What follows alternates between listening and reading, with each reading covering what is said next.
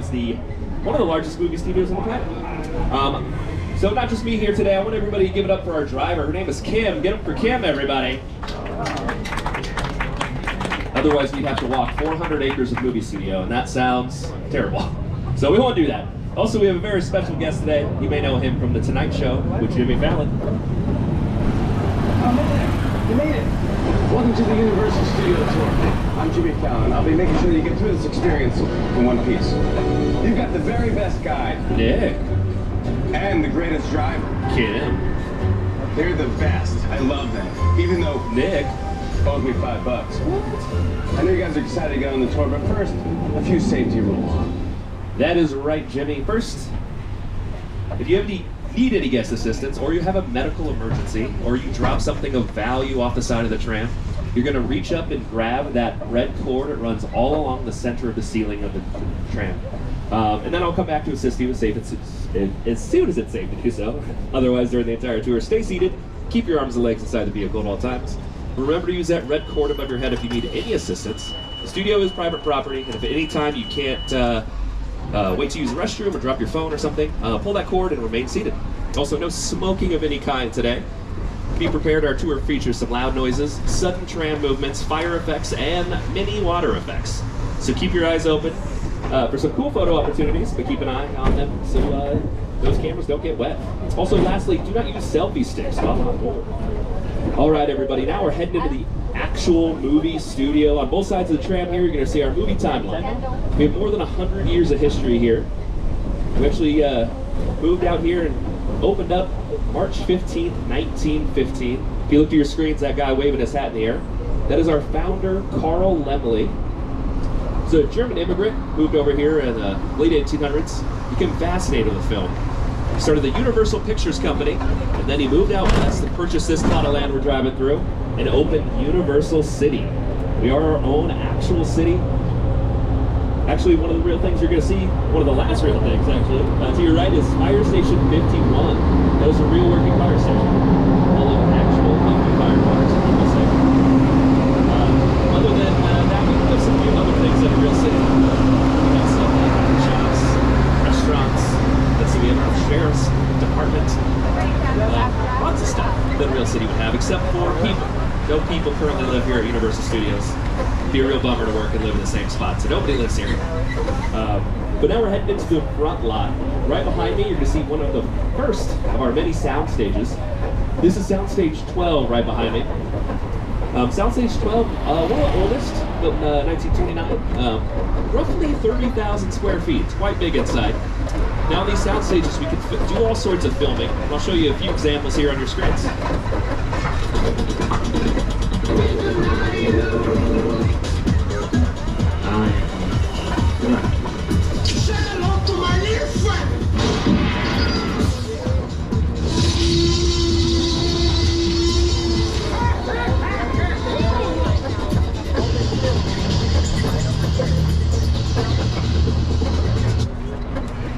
All right, now on your screens I pause it. That's what an empty soundstage looks like. Pretty much just a big empty warehouse.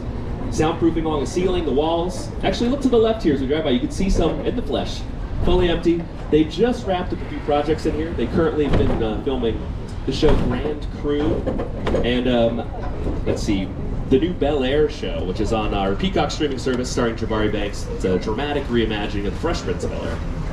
Also the show Hacks, which is on HBO Max, with starring Gene Smart, has been filming over here as well.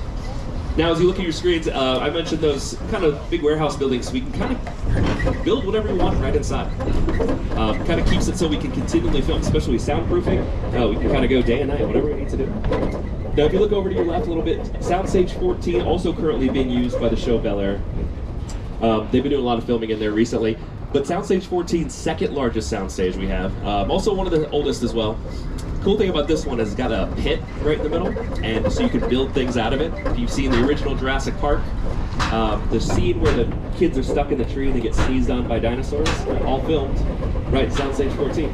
It's a lot easier and safer to take children to a fake jungle that we built in a soundstage than take them to the real jungle. Also things like, one of my favorites, The Thing. directed by John Carpenter, right over there as well. That was Antarctica. So we can kind of change these environments to make you think they're whatever we want them to be. Now, over to your right, you'll see lots of sets up for lighting rigs, things like that. And right past that, we're going to see a few more sound stages. These sound stages that are coming up on your right, primarily used for television. We got a lot of TV stuff going on right now. Most recently, the show Never Have I Ever has been filming right here in this first soundstage to your right.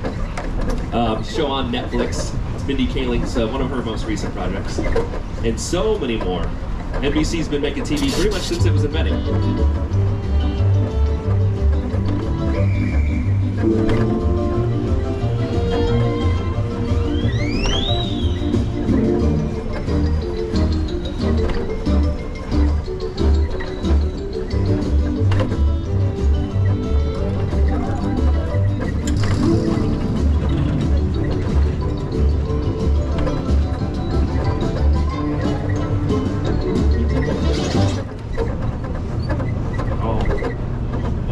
Everybody. Coming up here to your left, you're going to see Ted, the teddy bear. He's a pretty happy guy recently. He's got his own TV show. They're actually filming on our backlot right now. They're making a prequel series, if you've seen Ted 1 or 2. Takes place in the 90s. So a younger Ted. Still starring Seth MacFarlane. And then these buildings over here to your left, these are production bungalows. Today they work as office buildings for the top directors, producers, writers. They work on all the things before filming takes place inside there. It's a stage of filming we call pre-production. Actual filming is called production, and then post-production, what takes place afterwards, music, things like that, special effects. Now coming up here on the left, you're going to see another, some parking signs there that say $7. That is Dwayne "The Rock" Johnson's production company. That's where he comes to work on things like Young Rock or anything else he's producing. Right across from that is Jordan Peele's production company called Monkey Paw. They brought you Get Out, Us, and Nope, the new Nope, this last summer. Just past that, you'll see a little green orb there to the left. That is Mark Platt Productions. They're making a movie musical version of Wicked to the big screen coming out in 2024. So keep an eye on that, those movie musicals. And then the last office we're going to see, 5195 to the left, was Alfred Hitchcock's Bungalow. That was his personal office as he worked on all sorts of stuff, like his show Alfred Hitchcock Presents, The Master of Suspense. Now, the last coming up on your left, you're going to see a couple more sound stages. These are 22 and 23, currently being used for the show Lopez vs. Lopez, starring George Lopez and his daughter Mayan. And then on the other side, they've been using it for the show Killing It. That's actually filming on our backlot today, too. Killing It stars Craig Robinson from The Office, the show where he kills snakes and gets paid for it.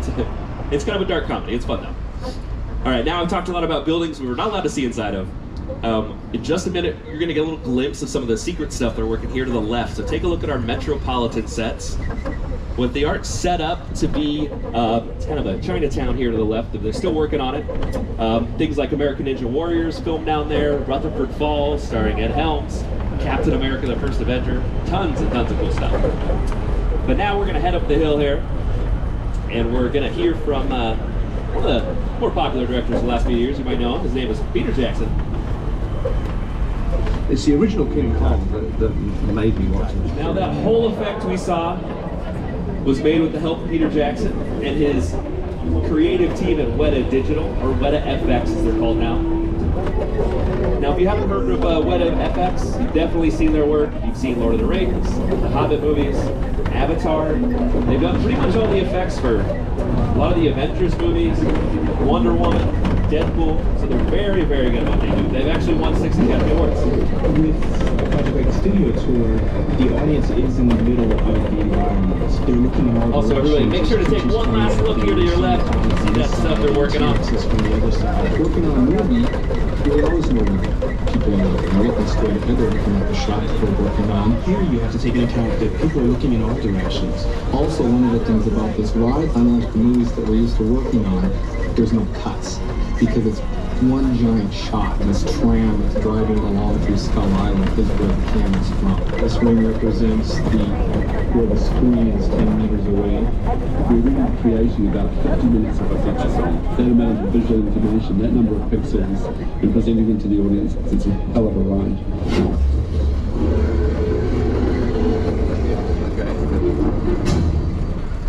All right, everybody. So how many people noticed when we went into Skull Island that part of the tram got pulled onto the screen?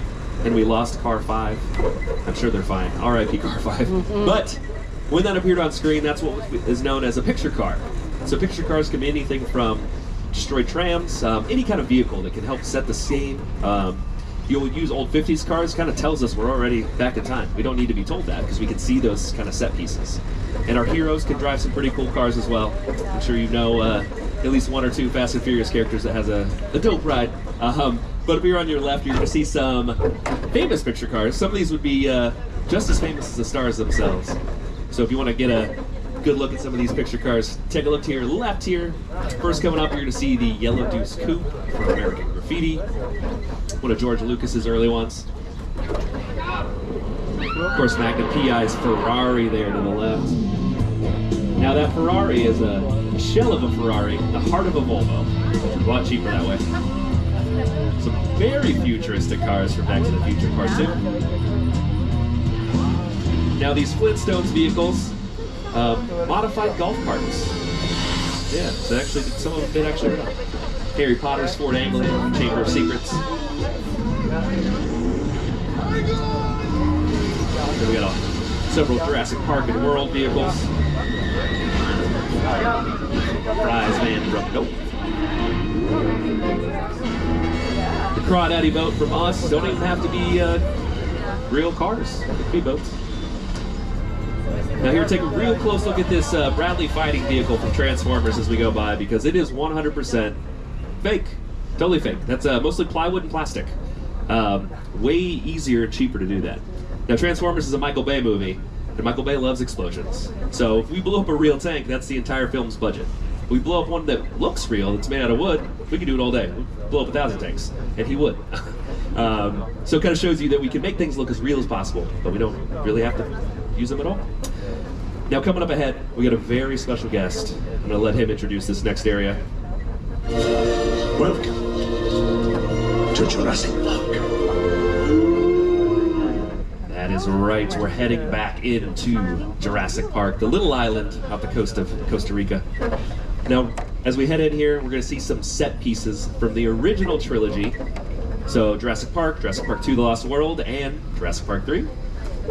So take a look on both sides of the tram here. You see the boat to the right here from Jurassic Park 3. And then the mobile lab unit here that survived the Tyrannosaurus Rex attack to the left.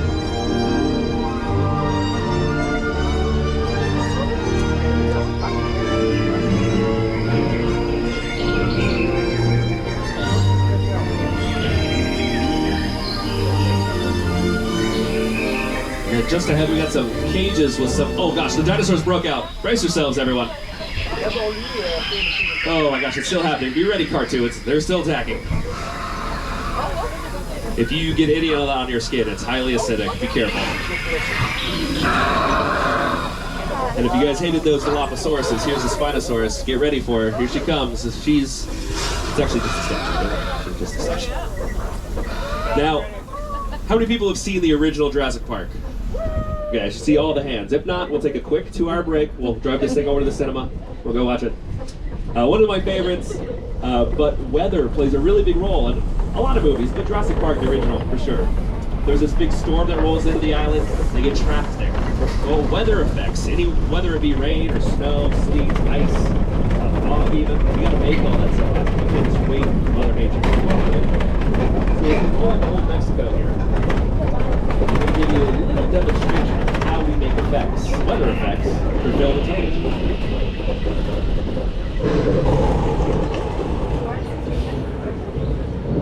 Right, we got some speakers for the thunder, some strobe lights for the lightning, and if we get lucky, we may just see a little bit of rain today. There it is, the rain. Now this fancy Hollywood rain is made with some really high-tech stuff. They're called sprinklers. Now these sprinklers aim straight up in the air and let gravity take care of the rest. You might notice in movies, TV, that rain looks a lot heavier. We have to make it that heavy, especially now. We want to be able to see it. The cameras have a hard time picking it up. So we do whatever it takes to make it show up on screen. But California, sometimes when it rains too much, it starts to accumulate. We get a little bit of flooding. Hopefully we can get this turned off before that happens. You see here. Oh, it's already happened. Brace yourselves, everyone. Here comes the flash flood.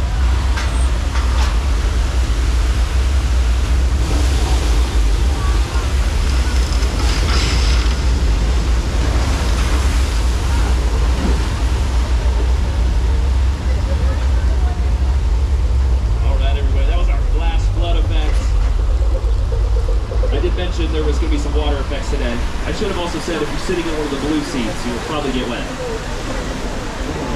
How many people look down? I got a good handful of people. Now that flash flood, one of the earliest things they added to the studio tour, but it does get used for filming. We use every square inch if we can. It's featured in Big Fat Lie or Paul Giamatti. You can't outrun the wolf, kid! Yeah, we'll see about that. Why not? Hang on, buddy,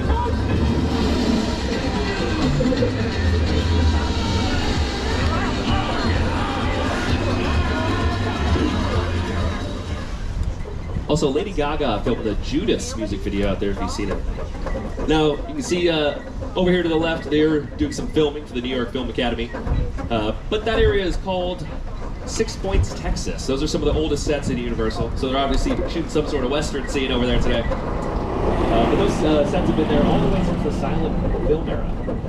Big movies that you've seen, they're filmed in there. Some TV shows like Quantum Leap recently, but Once Upon a Time in Hollywood, Quentin Tarantino's most recent, filmed out there. So if you have seen that movie, you've seen 6 Points, Texas, a ton. Now across the way, if you look to the left as we turn, that's where they're currently filming The Voice and the American Song Contest with Kelly Clarkson. Now this little body of water here is called Park Lake. We do a lot of filming out there. A lot easier to do ocean scenes, things like that out there than it is to go to the real ocean. Also, we are roughly about halfway through the studio tour. I just want to remind everybody one last time that if you need help, just reach up and grab that red cord. If you can't wait to use the restroom or drop something of value. But just please remain seated, and then we'll be all good. All right. Now, in just a few moments, we're going to roll into a place called Little Europe. Now, Little Europe kind of doubles as any kind of European city or quaint town, whatever we want it to be. And it has, over and over and over again. You may recognize it from things like Princess Diaries 2, A Royal Engagement, City Slickers with Billy Crystal. There's also, this is the home of all of our classic monster movies, Dracula, the Wolfman, Frankenstein, the Invisible Man. He's actually out here to your right, so wave hi to the Invisible Man. This was also used in the filming of NBC show The Good Place. You, Eleanor Shellstrop, are dead. This location, the afterlife, come on. I've never ever seen this. You're in the good place. I can't risk going to a bad place. Maybe it's not all that bad. How can I help you? What is the bad place like? Well, it doesn't sound awesome. Now, if you haven't seen The Good Place, it's 4 seasons, pretty short, it's a lot of fun. Where those vehicles are parked there to the right, that is called the Court of Miracles. A lot of those classic monster movies filmed right inside there. And I'll show you just how they used it over and over again. He's in the woods. Get out of the house. Bring home when you can. Luxury in yours and wait for me. I'm ready. Go! Your torches and go!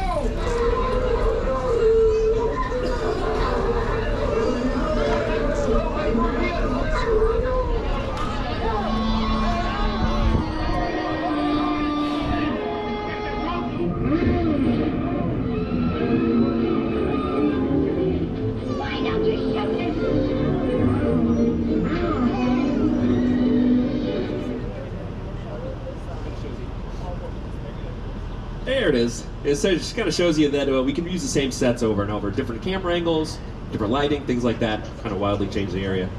Over here to your left, kind of the backside of Little Europe, does get used quite a bit as well.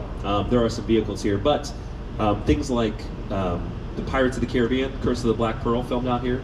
It's known as Tortuga and Port Royal. So some clever camera angles will make you think that you're in different locations, but in reality, it's all the same spot. Stuff to make us look as real and lived in as possible. Now, as we roll into Soundstage 50, just to remind everybody again, please stay seated, keep your arms and legs inside the vehicle. And hold on to those belongings and your loved ones. And by your loved ones, I definitely mean your cell phones. All right, now as we slide through here, I want to welcome everyone to our subway station set. Like I said, it's a very unique set, but it's a lot easier to use this subway station for filming than going out in the real world. If you try to shut down a metro station in New York, commuters will not be happy. So we can do it right here. So if you guys look around, there's newspaper stands, telephones, things like that. Kind of sets it.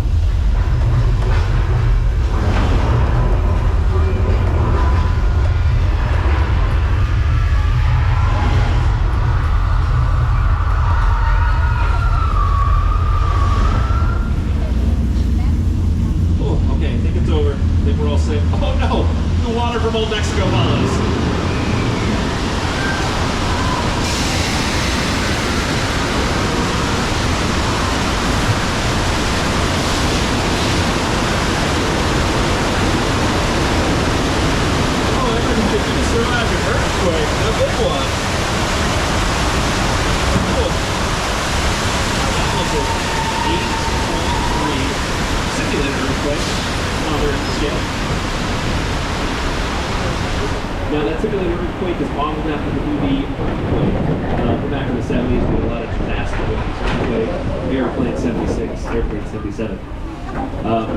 So that was kind of an homage to those classic disaster movies in the 70s. But, you know, nice use of practical effects. And as I mentioned before, it does get used for filming from time to time. Let's see, if you've seen Beverly Hills Cop 3, they use that as well. All right, now we're going to be moving ahead here in just a second. I put you guys through a lot already. King Kong, flash flood, earthquake. I think it's time to head to the beach. Nice day at the beach. So if you guys look to your left, you'll see that it says the beach is closed at Amity Island. But don't worry. I made some calls ahead. Kim said it was fine, and she's driving, so we should be good. I mainly know that it's good because earlier today they caught the shark that's been plaguing the town. So if you look to your right, somebody came out here early and caught that big old shark, so we should be good. Right. Oh, gosh. Okay, looks like there may be another shark out there. This should be fine. As long as no one's out here diving or swimming today, we should be... Oh, no. You guys yell at that diver for me? Oh, my God. Tell him to get out of the water. Fight back. Punch him in the nose.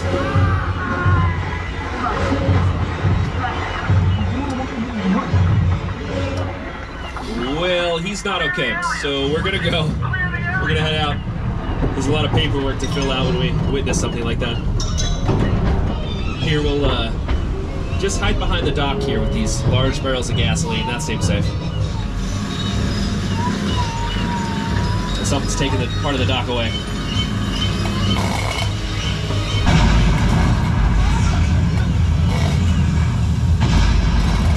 Okay, this isn't all bad. I heard fire is a shark's only weakness. They got eyes on that shark? Oh, no! Oh, my goodness! It's coming!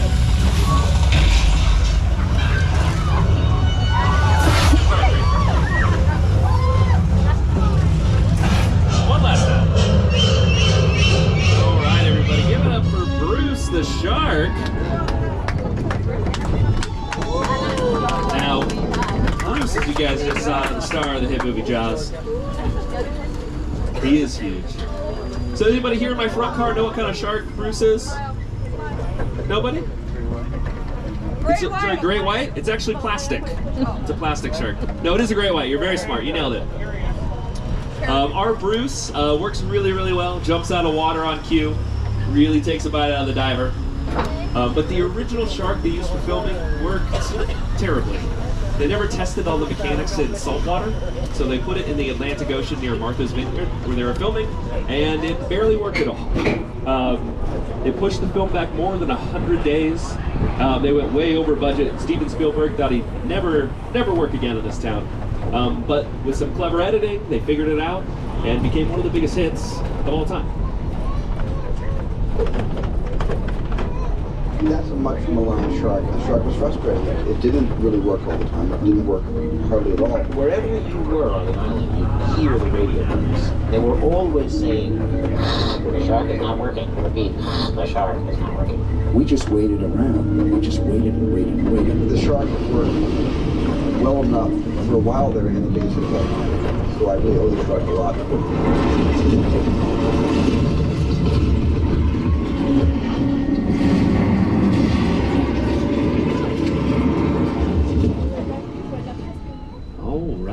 We're heading into our neighborhood section. You guys see a lot of vehicles and stuff out here. They are getting ready for filming. Over to your right, this big white house was featured in The Best Little Whorehouse in Texas. Also, if you've seen House of the Thousand Corpses by Rob Zombie, that filmed out there as well. Now, over here to your left, you're going to see a little glimpse of Colonial Street. They got some setup things, doing the holiday scene out here to the left.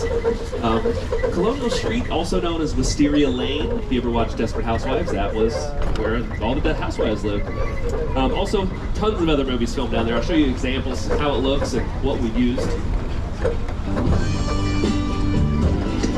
The Burbs of Tom Hanks, Casper, of course Nellie was out there, and the Desperate Housewives.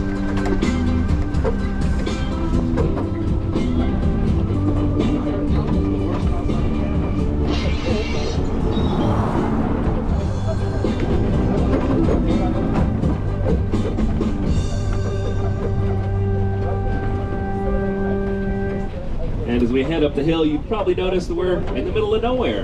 This is our Wilderness Road area. So if you want to film a car breaking down in the middle of nowhere, we can do it. Sandra Bullock wandered through the woods over here to the left, blindfolded in Bird Box, which is on Netflix. And let's see, 911, they saved some kids out of a flipped over limousine here as well. Now, a few more picture cars will be coming up on your right. Oh, these ones don't have fancy signs, so I'll point them out as we go by. The first one you're going to see is little green cars from Mr. Bean's Holiday, starring Rowan Atkinson. Some Fast and Furious cars right up here up front. Dominic Toretto's Black Charger. This black police vehicle here is from Public Enemies with Johnny Depp. Bumblebee, back there a little ways, he's incognito right now. And then towards the end, you'll have a few more Fast and Furious cars. The Orange Julius from Too Fast, and the other two are from Furious 7. Now, as we round the corner, I know a lot of people from out of town, if you haven't gotten a hotel yet, I recommend the Bates Motel here. Little sleepy motel off the side of the highway. You may know it from a certain 1960 movie. Oh, hey, there's the proprietor of the hotel, Norman Bates. Let's see what he's up to today. Honestly, he's pretty nice, but it's kind of creepy. He's kind of a mama's boy, too.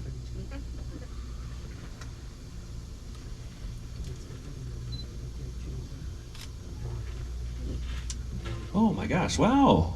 What a nice guy. He's helping that sleepy lady to her car. Oh, wait, now that's not okay. Norman, what are you up to, pal? Who was that lady? I mean, I saw nothing. If you, oh gosh, he's got a knife. Let's go. Kim, let's go. Oh gosh, if you're in the back car, be careful. He's a sprinter. He gets real stabby before lunch. Someone in the back car needs a new pair of shorts, that's for sure. Well, speaking of psychos, up here on the left, we're going to see the original Psycho house from the 1960 classic Psycho, directed by Alfred Hitchcock. Now, if you look up to the top left window, you might see Norman's mother up there. And I want to welcome everybody to the War of the Worlds crash site set. Now this movie, directed by Steven Spielberg, starring Tom Cruise. This is a real 747 here to the left we used for filming. Chopped it up in a whole bunch of pieces and shipped it over here.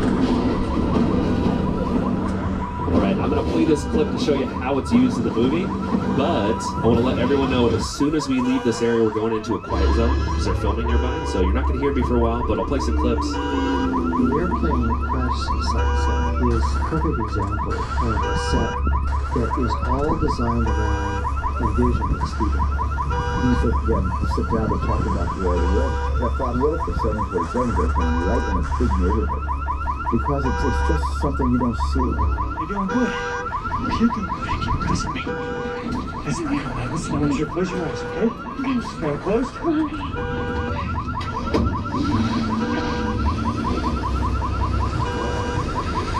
Robbie, get in. Get in. Alright, everybody, we're going into that quiet zone, so hang tight.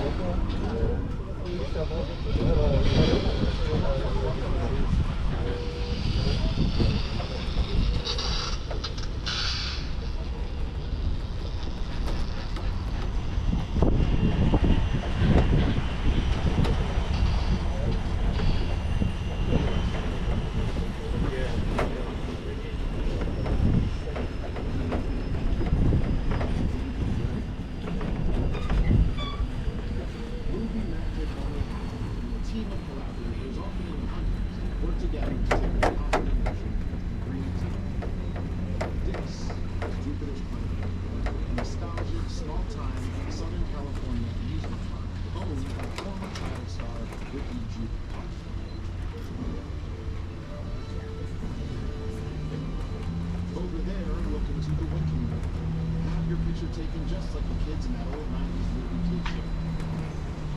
That's what this whole place is loosely based on. Remember that one? No? Why? A little further down, you can see the brand new Star Lasso experience. Built to showcase an unbelievable new live show.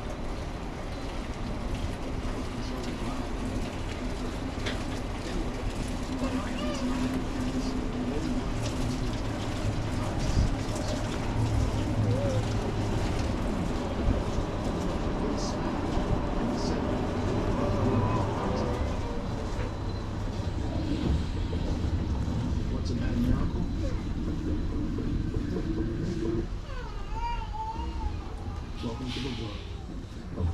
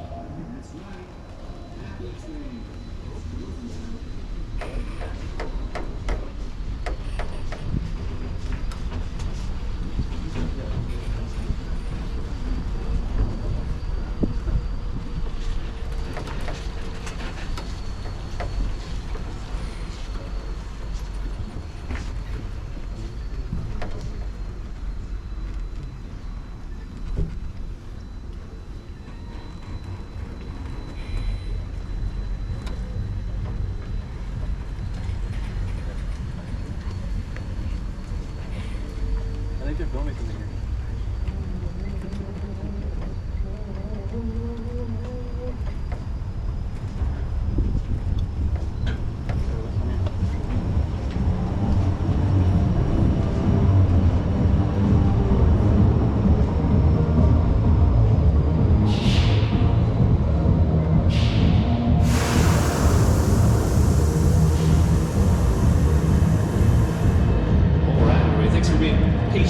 You're welcome to join our crew anytime.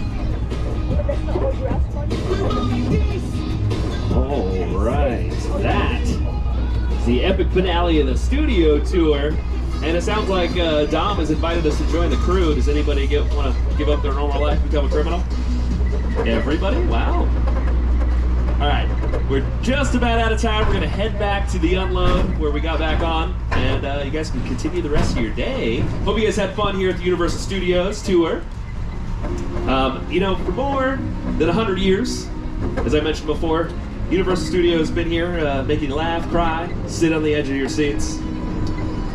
Now, as I mentioned, we are ending the tour, and I want to thank each and every one of you for joining us here on the World Famous Studio Tour. And to our annual pass holders, thank you guys for coming back. We always appreciate you guys coming back again and again, having a good time at the studio tour. And if you're not a pass holder, head to the Universal box office, which is upstairs, or any upgrade kiosk, and you can turn today's ticket into annual pass. Actually, a really good deal if you do it that way. You come back and see us again. Now, and if you haven't already too, if you're going to be making a whole day of it, you should download the Universal Studios app. You can do virtual lines for Secret Life of Pets, one of our newer attractions. And that's actually how they're going to work the new Nintendo area too. So download the app, you can see a map in there as well. So all sorts of stuff. And if any of the shows or movies I talked about today, you want to learn more or purchase them, you can go to www.uphe.com or ask any retail store employee, and they can help you out with any of that stuff. Now, on behalf of myself, Nick, and Kim, your driver, also give it up for Kim one last time for driving us around, everybody. I hope you enjoyed your behind-the-scenes look at Universal Studios, and have a great rest of your day at Universal Studios Hollywood, the entertainment capital of LA. That is a wrap, everybody. Now I'll be over to the...